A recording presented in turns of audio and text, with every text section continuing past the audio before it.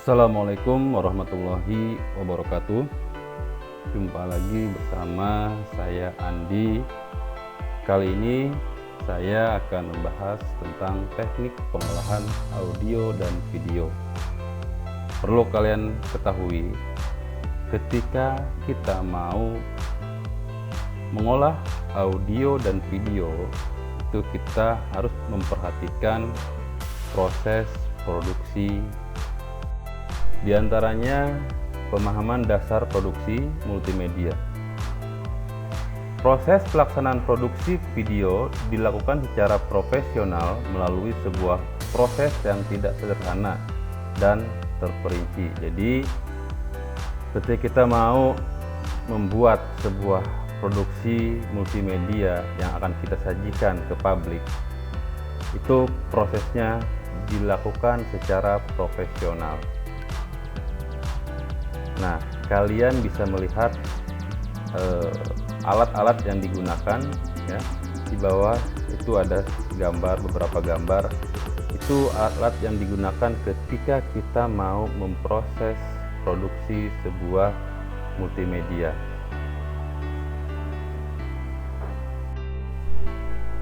Untuk membuat sebuah konten production, kita juga harus memperhatikan beberapa media, di antaranya media teks, media audio, media video, media animasi, media grab ataupun image.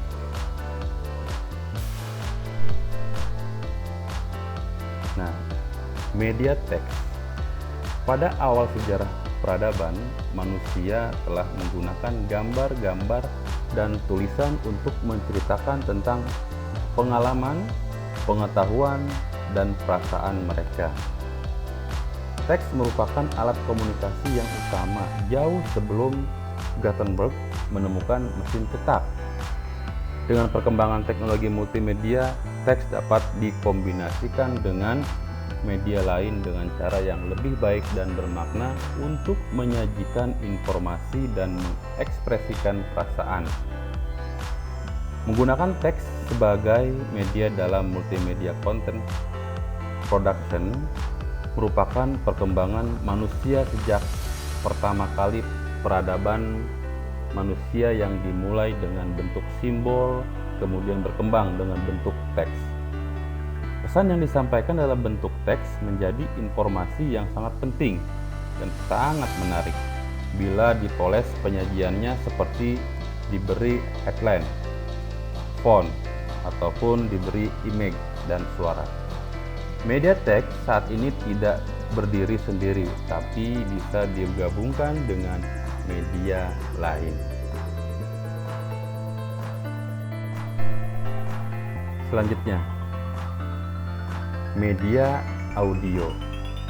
Lingkup kerja audio meliputi produksi, perekaman, manipulasi, dan reproduksi gelombang suara. Jadi ada beberapa software kalau sekarang itu banyak ya. Di antaranya ada FL Studio, ada Adobe Audition, ada Studio One, dan masih banyak lagi aplikasi-aplikasi ataupun software untuk memproses ataupun mengolah sebuah audio.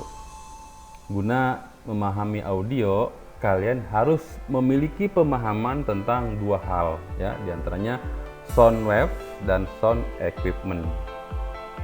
Jadi bagaimana terjadinya dan bagaimana kita dapat mendengarnya sound tersebut ataupun audio tersebut, dan bagaimana komponen-komponennya, cara kerjanya, dan bagaimana kita memilih peralatan yang benar dan cara penggunaannya. Selanjutnya, media video. Berikut fungsi media video dalam bentuk produk multimedia. Yang pertama, suara dan video memegang peranan yang sangat penting dalam presentasi multimedia. Jadi suara dan video itu sangat penting dalam presentasi sebuah multimedia. Jadi ketika kalian mau membuat sebuah produk, ya, itu sangat menarik ketika kalian membuat suara dan video, ya. Jadi visualnya ada, audionya ada. Selanjutnya, sound merupakan dimensi aural yang menentukan mood dan tercapainya tujuan presentasi. Ya, yang ketiga, video telah diperkenalkan kurang lebih 50 tahun yang lalu. Ya, namun hubungannya antara video ataupun televisi dan komputer merupakan hal yang relatif masih baru. Sedangkan digital video merupakan teknologi yang lebih baru lagi. Ya, sekarang kita di zaman yang sudah maju teknologinya, kita dengan sangat mudah, ya, kita bisa membuat konten, kita bisa upload di YouTube, ya, dan sebagainya. Selanjutnya, yang keempat, orang akan lebih tertarik dengan aplikasi atau presentasi yang menampilkan tayangan dalam bentuk video. Jadi video itu sangat penting ketika kita membuat konten production, ya. Jadi orang akan lebih menarik ketika kalian membuat sebuah iklan ataupun promosi, ya. Kalian buat sebuah videonya yang mempromosikan produk kalian. Selanjutnya, media animasi. Animasi di sini merupakan perubahan visual sepanjang waktu dan memberikan kekuatan besar pada proyek multimedia. Proyek multimedia dapat dianimasikan secara keseluruhan atau hanya di bagian-bagian tertentu serta memberikan aksen dan menambah bumbu-bumbu. Jadi, ya, kita bisa menambahkan animasi-animasi ketika misalkan kita membuat sebuah konten video promosi, misalkan, ya, kita buat animasinya, kita selipkan animasi-animasi yang membuat yang nantinya akan membuat si audien tertarik, ya, seperti itu. Selanjutnya, media graph ataupun image, gambar, ya. Konten media grafis ataupun citra identik dengan tampilan dua dimensi, bisa berbentuk gambar ataupun teks.